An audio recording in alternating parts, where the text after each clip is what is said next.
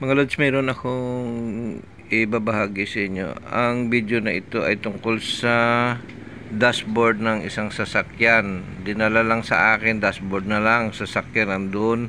So, nagpapatulong lang ito. Sila yung nag-dismantle at yung gagawin ko na lang ay hanapin yung kapasitor na sira at papalitan. At nung mahanap ko na po, naghanap ng SMD type. Ang tinatawag na SMD type na capacitor ay itong surface mounted, yung nakapatong lang dito sa ating circuit. Yan siya, SMD. A surface mounted device, nakapatong at nakadikit. Ngayon, hinanapan at walang mahanap. Hanggang dun sa Iloilo naghanap, wala. Sa online meron, so matagal pa. Kaya ang gagawin ko dito ay ganyan, na ikabit ko na yung tatlo, ayan siya, at saka ito yung dalawa na ikabit ko na rin. Hindi lang makita ang number, ayan, 10 microfarad na 35, 116, at ito 135, at saka itong isa ay 116 din. Nung tiningnan natin sa ating ESR meter, itong tatlo pala ay wala na talaga, sira na. Yung hindi na gumagalaw yung isa dyan, yung dalawa mahina, gumalaw pero mahina. Ngayon dito sa ating dalawa pang natira, papalitan ko na lang din kasi pinabili ko na lahat para ma-convert natin, parang isang bukas lang. So ito na yung sample ko, na nakabit ko na yung tatlo dahil 5 lang naman ito na mga kapasitor. So ito yung ginagawa ko, ganyan. Tapos puputulan ko lang yung paa na excess or yung sobra para sumakto doon sa kanyang pagkalalagyan, doon sa pagkahinangan natin. At yung pinakamalaki, ito yung 330 microfarad na 35 volts. Ito yung ating pampalit. So kung titingnan nyo dito, ayan o, kaya ko siya pinahiga kasi ayan o, ang taas.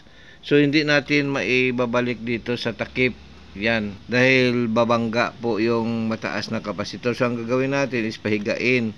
Kaya kung pahigain natin, sakto lang o, magkasing taas lang sila pag pinahiga. So yan na lang ang solusyon, kasi matagal pa kong order, pero umorder na ako para sakaling merong ganito ay meron akong parts. Yan po yung gagawin natin. Tatlo po yung totally na sira, yung dalawang 100 na 16 at isang 10 na 35. So yung dalawa idamay na lang natin dahil 5 lang naman yung kapasitor dito. So yun lang yung gagawin ko para mapalitan natin ang kapasitor na magamit itong kanyang dashboard, dahil dito po makikita yung fuel gauge, dahil kung tatakbo sila ng malayo ay hindi nila malaman kung meron pa or wala ng fuel. So mahalaga dito yung fuel gauge, at siyempre ganoon na rin yung kanyang speedometer kung maaari. Okay, so ikakabit ko lang ito at saka yun, para hindi ako mahirapan, walang tagahawak ng ating phone. Ipapakita ko na lang mamaya yung kung nakabit na. Okay mga lods, ito na siya oh. Ayan. So nakahiga. Oh. Ayan na siya yung capacitor na 5. 1,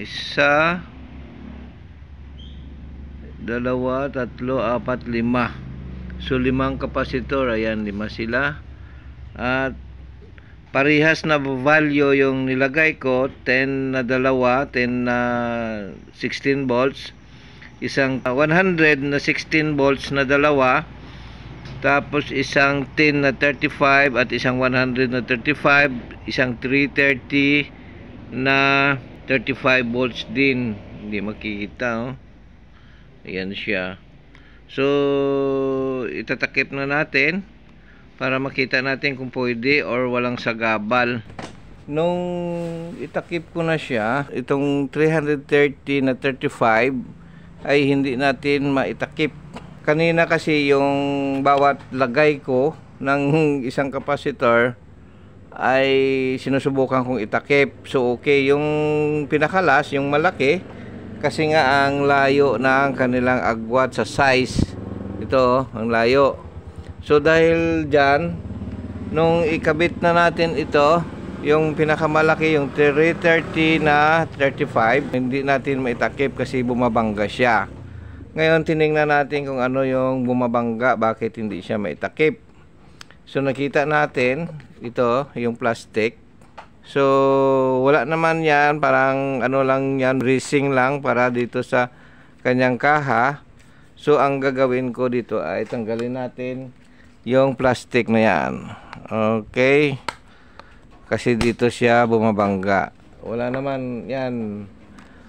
Ngayon itakip na natin siya. Subukan natin uli kung maitakip natin.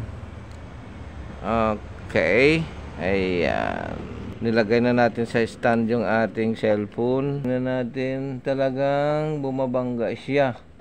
Talagang hindi maitakip. Tingnan natin. Subukan lang natin. Ayan. Okay, ayan o. So bumubukol siya. Ito, hindi siya maitakip ng gusto. Kaya tinanggalan natin yung plastic na yon.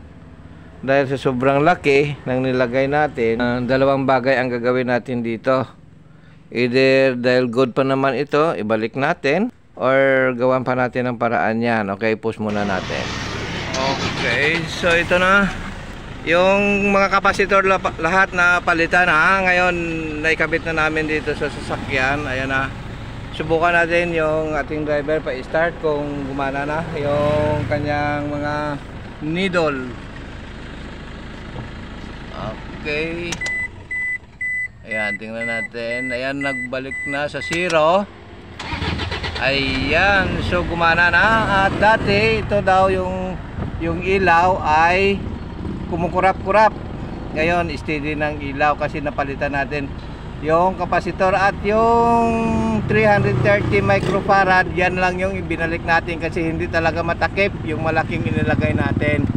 So, orderan na lang ito sa online para maikabit lahat yung magkasing laki na kapasitor. So yan lang po, hanggang dito na lang yung video natin. Maraming salamat. Bye bye.